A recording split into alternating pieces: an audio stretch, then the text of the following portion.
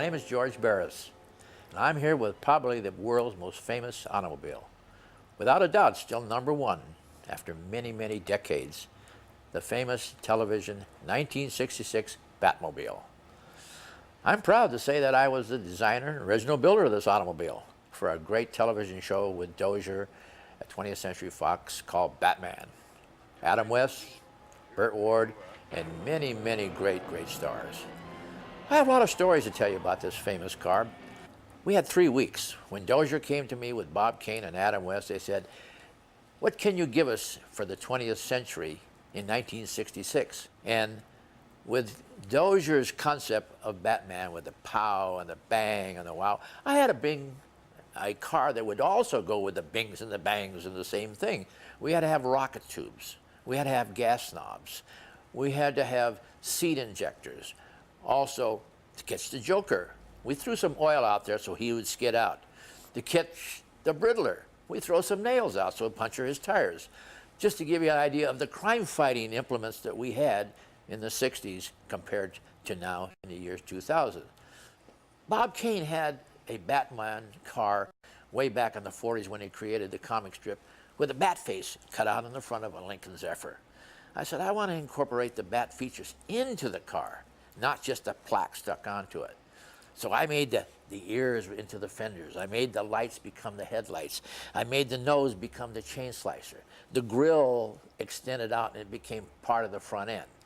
Then from there it flowed on back where I had the 15-foot bat fin fingers in the back, which had the splices and the double bubble we had for both Adam and Burt Ward.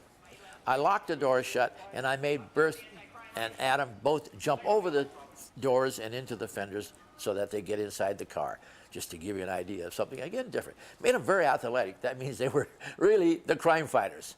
We had to incorporate the injector seats so that if somebody went to steal the car, they had the wrong key, the wrong word, and then they would push the wrong buttons, and we would just shoot them right out of the car.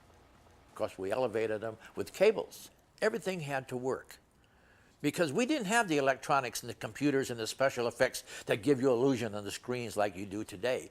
We had to make them actually operate, that when you seen the smoke, it was smoke. You seen the burner coming out of the back? Well, we didn't have the big force, great flames. We used kerosene, an igniter, and a fan to blow out the exhaust flames.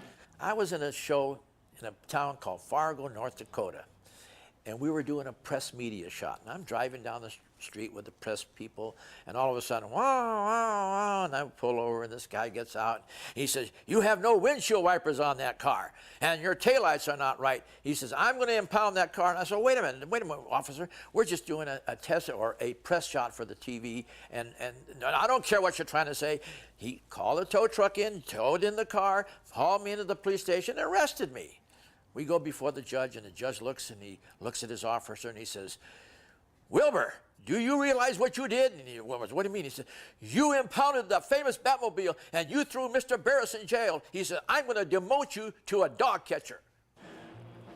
In reminiscing about the movie was kind of a lot of fun, because we had more time to make adaptations. Because this car weighs 6,000 pounds. That's 3 tons, to give you an idea of the difference in the weight.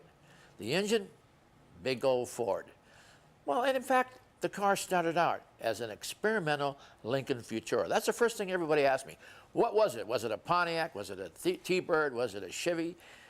Experimental Lincoln Futura. That means it was a concept car. It was never a production car. We actually took the car from a scene called Started Without a Kiss with Debbie Reynolds and Glenn Ford, where I used the car in the first implement of the shows, which was another movie. From there, from the 3 weeks I had to build the automobile, we created the Batmobile. This is the #1 car. We had to build 5 of them. The reason why is that each car had to do a different thing. The stunt car was #5 car. It did all the chases and the jumps and all that. The #4 car was the race car. That was the car that had drag racing scenes against our famous Green Hornet, Van Williams and Bruce Lee. The #3 car was an exhibition car. It was the one that was used for exhibition. #2 car was a double for the #1 car. But the car had to start somewhere before it really went into the full-size car. And actually, we have the model. This little model here was made where we would be able to get the size and the spectra scenes that we're able to use also through some of the filming. And it was in scale, actually a third size. Here we are, 35 years or more later, and still in more demand than any of the other famous movie and TV cars.